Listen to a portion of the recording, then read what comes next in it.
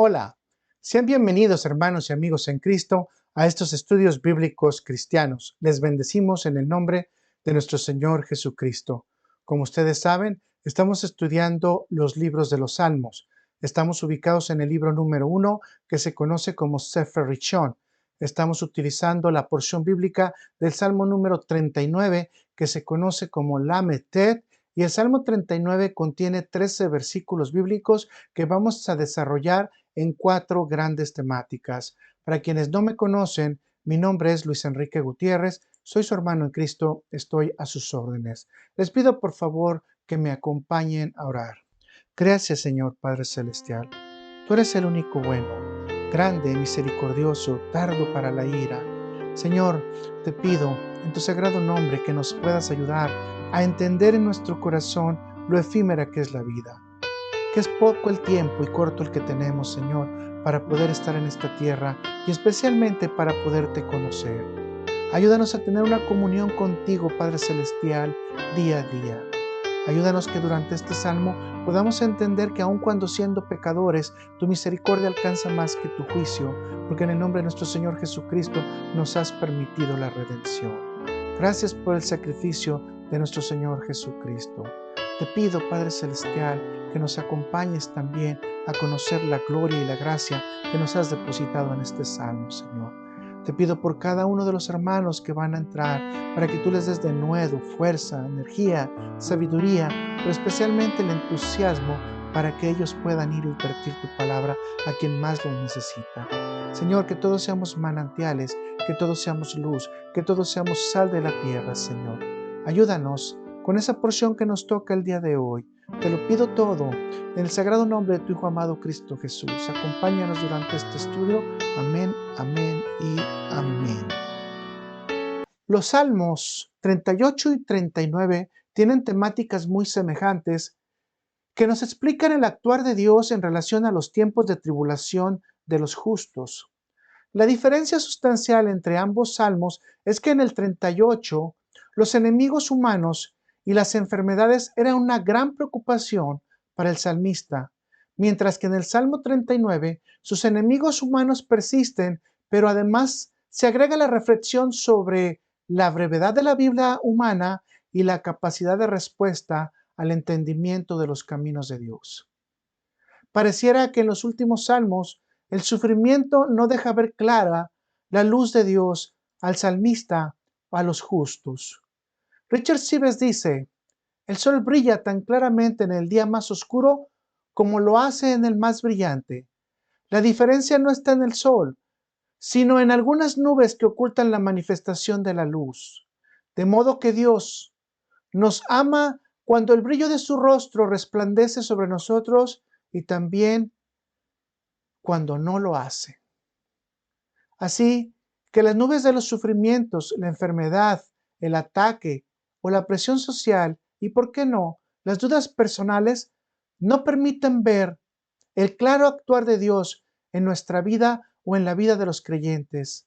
Sin embargo, Él resplandece el rostro de todo aquel que persiste en continuar sus caminos en obediencia. El Salmo 39, aunque tiene implicada la enfermedad, el punto de partida es la corta temporalidad del hombre y su peregrinar en este mundo material. El salmista nos aconseja cómo comportarnos ante Dios eligiendo sus caminos. El Salmo nos muestra por lo menos 3 mensajes centrales. El primer mensaje es que la persona que está experimentando alguna situación controversial en su vida vivirá al mismo tiempo momentos de presión de parte de su prójimo. Este es un buen momento para hacer un autoexamen o autoanálisis de nuestra conciencia y, por qué no, incluir también nuestra posición de pecado. El segundo mensaje: la vida del hombre es muy corta para que el afán de su trabajo y las riquezas acumuladas sean su motivación principal. Tercer mensaje: si no estás caminando en el camino de Dios, la vida está equivocada y no habrá recompensas para ti en el tiempo venidero. Acompáñame, por favor, a ver los aspectos generales del Salmo. El autor es David. La fecha 1034 antes de Jesucristo. El tipo de salmo un mismor, es decir, una oración, himno o rogativa. Los participantes, el director sinfónico que se llama Jedutun. En hebreo, Jedutun, que es su nombre original, era uno de los 4 principales músicos que dirigían el coro en el tabernáculo. Así que diría de la siguiente manera: el salmo que le fue entregado por David para que Jedutun lo ejecutara. Vamos a ver entonces ahora la temática que nos va a ocupar. 4 temas dijimos. 1. Meditar antes de abrir la boca. 2. La brevedad de la vida humana. 3. Reflexionando sobre el accionar de Dios. 4. La petición del forastero. Así que ahora acompáñame a ver el primer tema número 1 que acabamos de mencionar, que dice meditar antes de abrir la boca. Salmo 39, versículo 1 al 2. Vamos a leer desde el título o la introducción, que también se le conoce. El músico principal, Jedutun, Salmo de David. Yo dije: atenderé a mis caminos, para no pecar con mi lengua.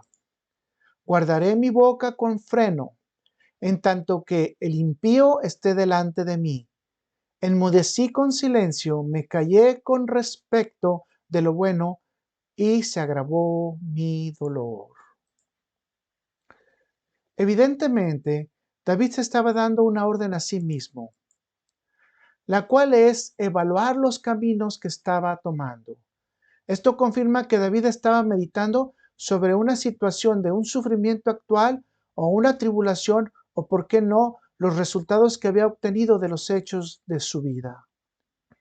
A través del resto del Salmo 39 puede entenderse que David estaba enfermo y le llevaba a la meditación de lo breve que puede ser la vida en este mundo terrenal. David toma una decisión puntual, la de refrendar su lengua, confirmando su nivel de religiosidad. El refrendar la lengua confirma la actitud de un verdadero creyente. Acompáñame a leer Santiago capítulo 1, versículo 26. Si alguno se cree religioso entre vosotros y no refrenda su lengua, sino que engaña su corazón, la religión del tal es vana. La pregunta central es: ¿cuál es el beneficio de guardar silencio? La mejor respuesta en el contexto de este salmo es la siguiente: el guardar silencio ayuda en no abrir juicio contra uno mismo o añadir más cargas a nuestra sentencia. El quedarse callado evita el pecar con la lengua. Con esta actitud ante Dios se toma la decisión de no cuestionar la justicia y los caminos de Dios. Puede notarse que la decisión de guardar silencio del salmista la aplica tanto a las circunstancias adversas como a las circunstancias favorables. En este bloque de versículos podemos entender que el guardar silencio debe de practicarse por lo menos en 2 escenarios: ante la experiencia de confrontar a los malvados o enemigos que están enfrente provocando o causando dolor y sufrimiento. Aún con todo el dolor y sufrimiento y estando los malvados enfrente de nosotros, debemos de guardar silencio. 2. Ante las experiencias buenas, porque éstas pueden causar envidia, rivalidad o codicia en el prójimo. El ejemplo bíblico que podemos encontrar es en Job, quien no aceptó el consejo de su mujer y de sus amigos y se cuidó de no blasfemar en contra de Dios. Veamos primero la escritura en Job 1, versículos 20 y 22, y dice: entonces Job se levantó y rasgó su manto y rasuró su cabeza y se postró en tierra y adoró y dijo: desnudo salí del vientre de mi madre y desnudo volveré allá. Jehová dio y Jehová quitó. Sea el nombre de Jehová bendito. En todo esto no pegó Job ni atribuyó a Dios despropósito alguno. Veamos la sugerencia de la mujer de Job, y esto lo encontramos en Job 2, versículos del 9 al 10. Entonces le dijo su mujer: ¿aún retienes tu integridad? maldice a Dios y muérete. Y él dijo, ¿cómo suele hablar cualquiera de las mujeres fatuas has hablado? ¿Qué? ¿Recibiremos de Dios el bien y el mal no lo recibiremos? En todo esto no pegó Job con sus labios. Como se puede aprender, la boca es la puerta para adquirir tesoros o para comprar juicios celestiales. El mensaje es sencillo. Debo cuidar mi boca, especialmente cuando estoy pasando situaciones difíciles, porque estas son enviadas por Dios. Con lo que hemos estudiado en este y los anteriores salmos, podemos llegar a una conclusión general o a un resumen general de por qué debe guardarse silencio o ante qué situaciones debe de guardarse silencio. Número 1, en la presencia de los enemigos. Número 2, cuando las circunstancias lo requieren. Número 3, en los tiempos malos.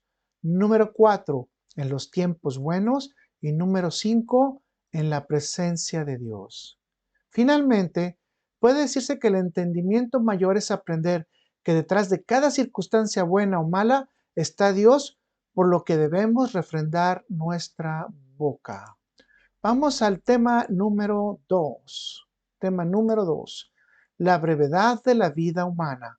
Salmo 39, versículos del 3 al 6, y dice, se enardeció mi corazón dentro de mí. En mi meditación se encendió fuego, y así proferí con mi lengua. Hazme saber, Jehová, mi fin, y cuánto sea la medida de mis días. Sepa yo cuán frágil soy. He aquí diste a mis días término corto, y mi edad es como nada delante de ti. Ciertamente es completa vanidad todo hombre que vive. Selat. Ciertamente como una sombra es el hombre. Ciertamente en vano se afana, amontona riquezas y no sabe quién las recogerá. La humanidad siempre ha actuado como si fuera a permanecer en este mundo eternamente, acumulando riquezas materiales. Sin embargo, la muerte nos enseña que este pensamiento es totalmente errado y que la tesis de que vamos a vivir para siempre es negativa. Incluso yo pudiera decir que en el caso de lo que estamos estudiando de este salmo, es mejor no ir a la fuente de la juventud, sino decirle a Dios, agréganos más días a nuestra vejez. El salmista entonces le hace una petición valiente o quizás muy atrevida en el versículo 4. Hazme saber, Jehová, mi fin, y cuándo sea la medida de mis días. Sepa yo cuán frágil soy. La Biblia nos deja entender, por un lado, que lo máximo que se puede vivir en el hombre es 120 años conforme al libro de Génesis. Sin embargo, en el Salmo 90 nos da una información mucho más precisa. Vamos a leerlo directamente. Salmo 90, versículo 10, y dice, los días de nuestra edad son 70 años, y si en los más robustos son 80 años. Con todo, su fortaleza es molestia y trabajo, porque pronto pasan y dice, volamos. Tengamos en cuenta esa última frase en la que cierra el Salmo, dice, y volamos.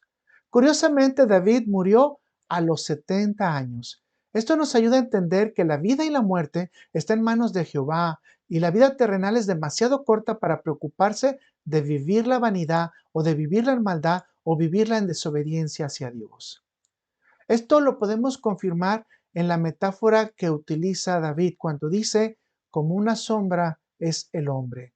Puede entenderse que el hombre puede caminar en tinieblas y su vida pasar con la rapidez de una sombra. Cuando se retira la luz, el soplo divino, la sombra deja de proyectarse, el ser humano deja de existir.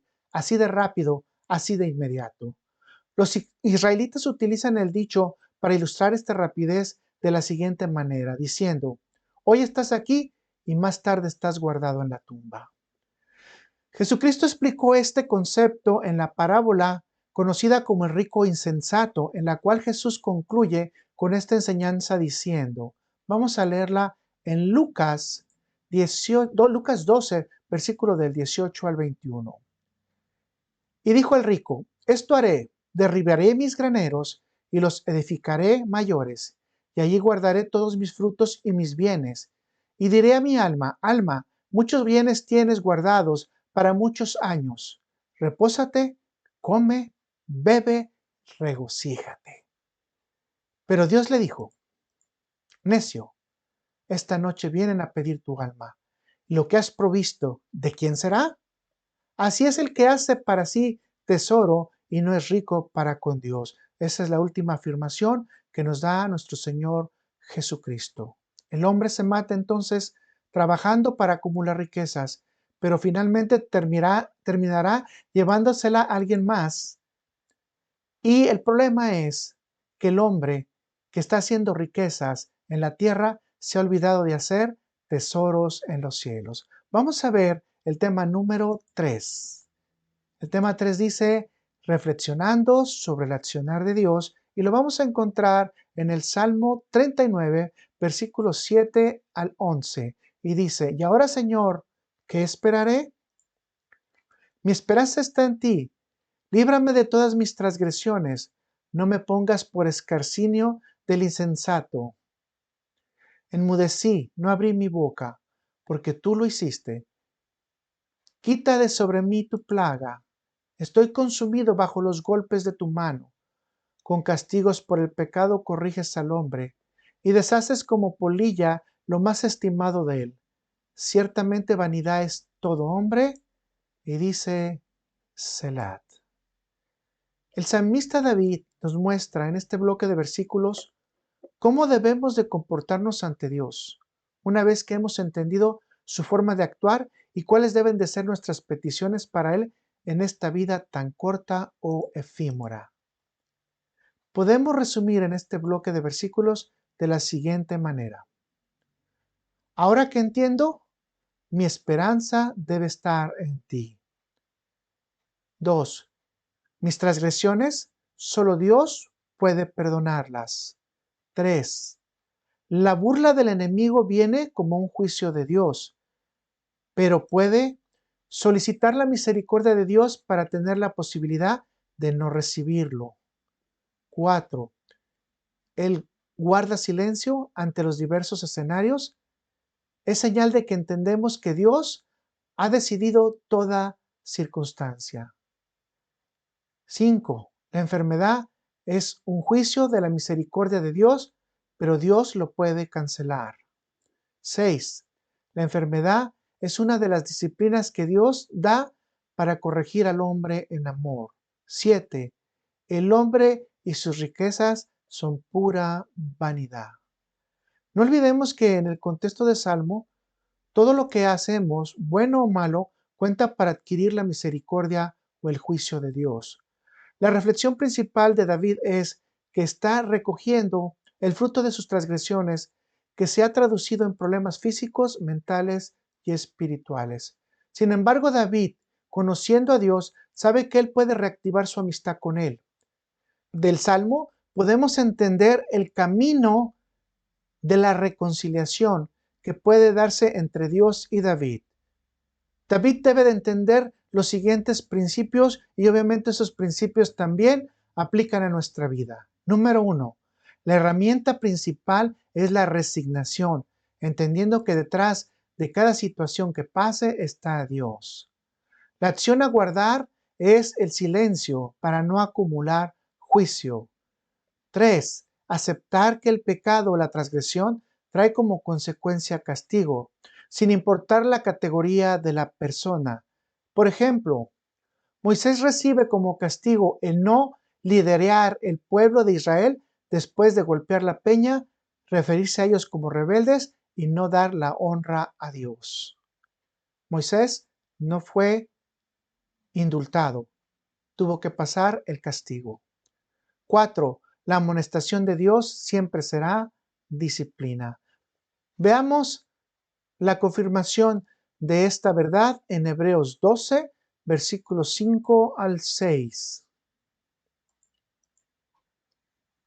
Dice, y habéis ya olvidado la exhortación que como a hijos se os dirige diciendo: Hijo mío, no menosprecies la disciplina del Señor, ni desmayes cuando eres reprendido por Él, porque el Señor al que ama, disciplina, y azota a todo aquel que recibe por hijo. Debemos de concluir este bloque de versículos diciendo: Dios no quiere mostrar su ira, sino su misericordia antes que el juicio. Vamos al punto número 4. Salmo 39, versículos 12 y 13. Oye mi oración, oh Jehová, y escucha mi clamor. No calles ante mis lágrimas, porque forastero soy para ti, y advenedizo como todos mis padres. Déjame y tomaré fuerzas antes que vaya y perezca. Como mencionamos anteriormente, la vida del hombre es corta. Sin embargo, el hombre piensa que está eternamente en este mundo. Jacob nos da el ejemplo de este peregrinar. Vaya conmigo a Génesis 47, versículos 9 y 10. Y Jacob respondió a Faraón: los días de los años de mi peregrinación son 130 años. Pocos y malos han sido los días de los años de mi vida, y no han llegado a los días de los años de la vida de mis padres en los días de su peregrinación. Y Jacob bendijo a Faraón y salió de la presencia de Faraón. Con las palabras de Jacob y la enseñanza de David en este salmo podemos aprender que si vivimos la vida como un visitante, tendremos la conciencia de que la riqueza material es perecedera. Con esto abandonaremos de manera inmediata la búsqueda de los placeres terrenales y empezaremos a trabajar por los que realmente son eternos, como son la lectura bíblica, la oración, la confianza en Dios y la fe en la salvación. Este es el mismo consejo que recibimos de Pedro. Vamos a leerlo en Primera de Pedro, capítulo 2, versículos 11 y 12.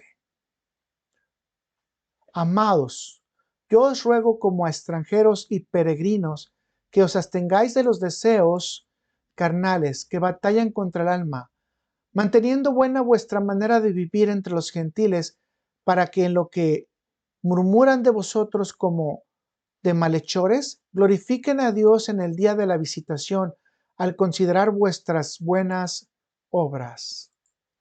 La real perspectiva del ser humano no puede estar centrada en este mundo, sino en el venidero. Pongamos atención en las acciones que estamos haciendo para seguir el camino de Dios y no el camino del mundo, mucho menos el camino del pecado. Vamos a las preguntas. Comparando el Salmo 38 con el 39, ¿cuál es la actitud del salmista hacia Dios? 2. ¿Cuál es la real petición del salmista? 3. ¿Por qué debemos de practicar el guardar silencio ante las circunstancias buenas y malas? 4. Si está sufriendo una aflicción, ¿en qué le ayuda el Salmo para sobrellevarla? 5. ¿Qué importancia tendría para David saber el día de su muerte? 6. ¿Realmente se siente como extranjero en este mundo terrenal o se siente como en su casa? 7. ¿Tu confianza es tan fuerte en Dios como para esperar en Él o en todas las circunstancias? 8. ¿Qué partes del Salmo escogería para hacer una oración o para hacer una petición? Te agradecemos nuevamente que nos hayas acompañado en el Salmo número 39. Gracias por el tiempo que inviertes, gracias por tu vida. Esperamos que todo esto haya sido de edificación. Te pedimos también que si gustas puedas estudiar un poquito más las porciones bíblicas y obviamente recuerda que nosotros estamos haciendo un resumen general del Salmo. Las preguntas son importantes para que tú profundices más en cada uno de los aspectos vitales del Salmo. Que Dios nos ayude entonces a verlo a Él en esta vida corta y que aprendamos a clamarle para que nuestra vida no sea una vida en el mundo material, sino que nuestra vida realmente sea reflejada la vida de Jesucristo y nosotros podamos seguir los pasos. Gracias por habernos acompañado.